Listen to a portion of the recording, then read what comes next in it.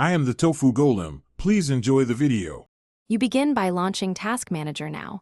Press Ctrl plus Shift plus S or right-click the taskbar and choose Task Manager.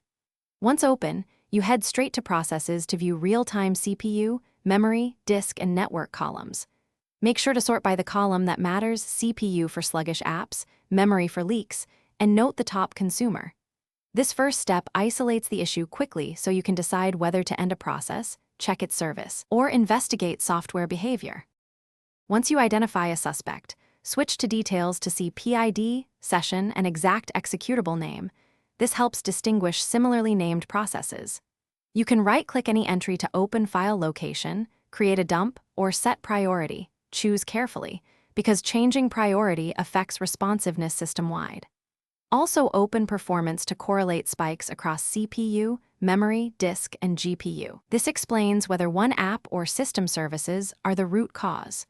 If needed, note PIDs and exits for follow-up commands. You finish by resolving the problem.